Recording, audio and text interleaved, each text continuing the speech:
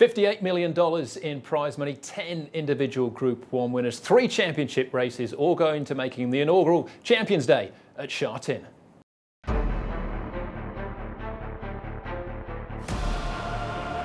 This is our playground. It's where our dreams are made and broken. Time Warp, Fuller running in the cup. Werther won't get him. And Time Warp, what a brilliant front-running exhibition, wins the cup. Time Warp repels the challenge from Werther, and Time Warp will do it again. We come from around the world in search of glory. Away goes Rulership. He's destroying his rivals in the QE2 Cup. Local pride is a thing. Beauty Generation, Western Express, Helene Paragon. Beauty Generation takes the mile. No surrender. Only the strongest will survive. Neo-realism fights on strongly. Pakistan Star tries hard. Japan have won the QE2 Cup. It's Seasons Bloom who's taken it up here. Werther battling hard. Beauty Generation in for the fight, but it's Seasons Bloom hanging on by 3/4 to win. Passion, commitment, dedication. You need it all with 3 Group 1s on the line. Beauty Generation will not surrender. He fights on strongly, and Beauty Generation from Beat the Clock and 50-50.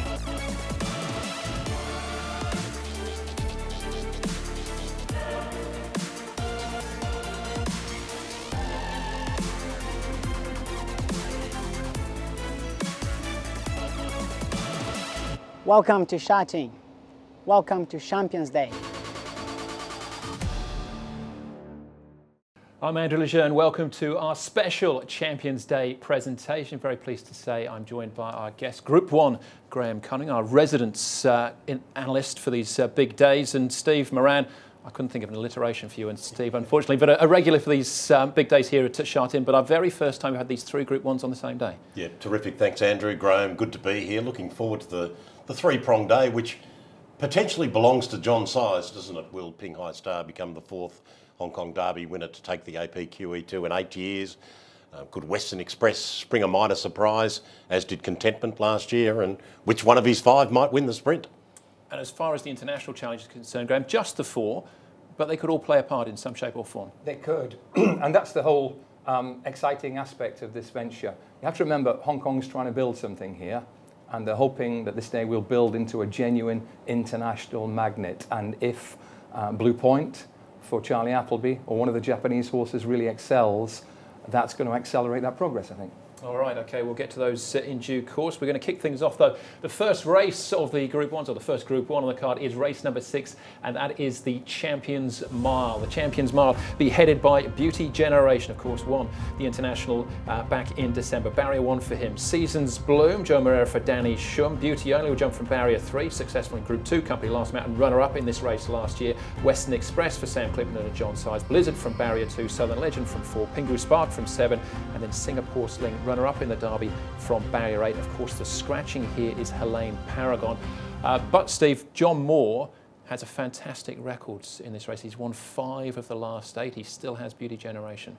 Yes, and he looks the likely leader, doesn't it? That seems to be the obvious scenario now, that he can dominate the race from the front. That might make him overbet, perhaps, a little. Obviously, he's run in the lead-up race, carrying the penalty, was solid, and he's in good form. It's an intriguing race in the sense that which one of the 8, can you tell me, has got absolutely no chance? I think they can all be competitive to some degree. I've said this before on these shows. I think Beauty Generation has been the most underrated horse in Hong Kong all season. He's won 2 Group 1s, he's shown great bounce-back ability, and he has the tactical speed to go very, very close here. I think he sets the bar high. Of course, there's another Beauty horse in the race. Beauty Only, be ridden by Neil Callan. The horse is fit and ready to go. But what about the jockey? I caught up with Callan to find out how he stays in shape for the big days.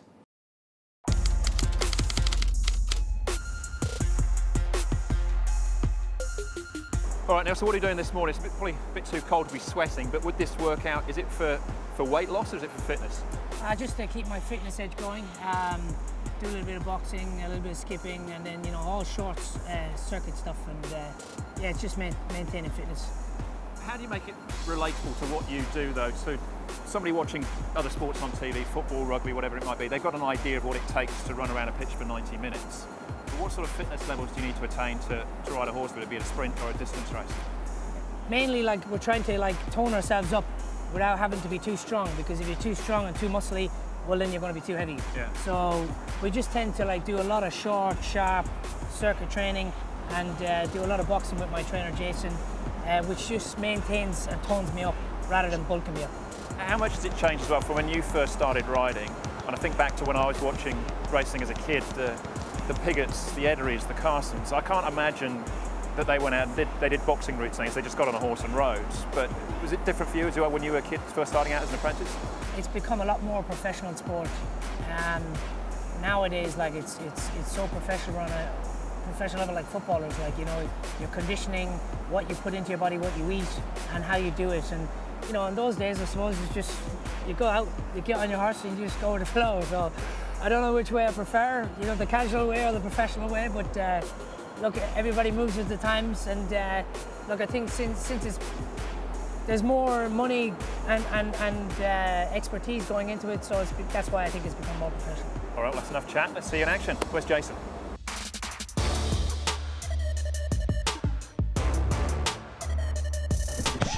Right hand, right hand, right hand.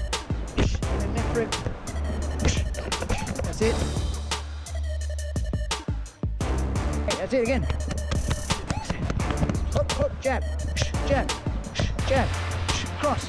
Hello, like fun, boys. You caught him in a couple there, Jason, as well. Yeah, a few he got me actually too, which was good. In terms of his fitness level, then, I mean, that's an elite sportsman's workout that you put him through, yeah? Yeah, correct, definitely.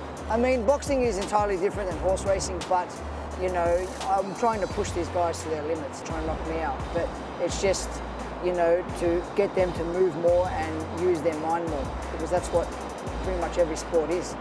It's outsmarting the other person. Some of the greatest athletes in the world, not only are they, you know, most talented, they're also smarter. Yeah. So, and that's a mindset as well for you, Neil. You've got to think that you are an elite level sports person as well. Yeah, look, it's a very, you know, for what we do, it's a highly competitive sport here, racing in Hong Kong. So, you know, I've got to go out there and believe that with everything that I put into my training, my diet, and all my preparation for my homework at the races, that I believe I can beat them all. Even though I could be riding 100 to 1 shot, you've still got to go out there and think, well, you know, it's 100 to 1, but you've got to go out and believe you can do something, because otherwise, why would you go out and ride it? So that's the mentality we have to have. How many times are you doing a workout like that per week? Oh, I'd probably mix up with Jason and going to the gym and running up the Taipo Hill and going on my road bike. Also, I swim. It's constantly 6 days a week. You wouldn't remember this, you're too young. There was a huge show in the late 70s, early 80s called Superstars. They used to pit sportsmen against each other at different events. If we did one here with all the jockeys, tests of strength, agility, speed, stamina, variety of sports as well, you'd obviously win. Of course. Who are the big competitors though? Who pushes themselves, do you think, like you? I think fitness-wise in Hong Kong, I think Brett Breville's quite fit. He probably does what I do. You know, a lot of gym work, a lot of you know, running and that. But everybody, like Chad likes to run. Chad Schofield likes to run. But I think overall, fitness-wise, I think myself and Brett would be, you know, over a variety of different training methods, that would be the fittest. Well, it might be something for the future. But thanks for today. It's been a fantastic insight into what goes into getting ready for race day. And well, maybe next time I'll join in as well. That's great to be able to show all the viewers what we do. We don't just sit around waiting for the races. Pretty serious workout that Neil went through there. Steve, will you be hitting the gym later on as well? Oh, absolutely. Apparently, you don't take on his wife. She's fitter and has got a stronger punch, they tell me. Yeah, they both have the same personal trainer, and Neil's a lightweight, and Trish is a bit of a heavyweight on the pads, I believe. Beauty only, though. Is he just coming into form at the right time? Champion miler last year. We shouldn't forget that. Absolutely, and of course the last start winner. You know, I spoke to Neil this morning too, and he's reasonably bullish, and as he's entitled to be. I don't, you know, you're going to ask me to assess these horses in some sort of order, and I'm going to struggle to do it because I think, you know, there may well be a length and a half between 5 or 6 of these going across the line, and Beauty Only will certainly be competitive. I lean slightly to Season's Bloom. I just love the way Danny's managed him into this race. Coming off the break, he won the Stewards Cup and the Jockey Club Mile doing exactly that. You have to, I think, give some credence to the fact that Moran, he's more loyal to this horse than just about any other in Hong Kong, isn't he? I think he looks to be in good shape, Season's Bloom, and yeah, I'm leaning his way just ever so slightly. Tactics are absolutely key for Beauty Only. He lost 13 in a row before that big win last time, and he got 6 furlong pace to run at in a mile race. That's what's perfect for him. But I don't think he'll get the same gallop to run at this time. I think Beauty Generation will be going along at a much less demanding pace this time around. All right, some of the other runners, though, Steve, we've got Southern Legend, who's claimed a couple of notable scalps this year. He has, in somewhat oddly run races, I would have to say. He seems to be somewhat enigmatic. Might they roll the dice and decide to go forward again, given that there looks to be so little pressure early? I suspect they might. I think he's in the mix. Would I be parting with my cash on him? No. I think he'll run well. I think Western Express is the other horse. I think just accept his last run at face value. I think he'll be reasonably handy on my speed map, settling 3rd or 4th, and at least within striking distance if they do dawdle. All right, we'll come back to Western Express in a moment. Just a quick word on some of the other roads, Graham. Pingu Spark and Singapore Sling out of the Derby. Singapore Sling is a new shooter. He's not tackled these horses before. He's open to improvement. Good second in the Derby, placed effort in the Derby, but he's bottom rated on the figures. He needs to improve, and I don't think he's drawn quite so well as he has in the past. Pingu Spark was my horse to follow for the season. He's done me proud. Famous last words, I don't think he's quite good enough. I think he'll be banged there for a long way. His last run was probably his best. He needs to progress again.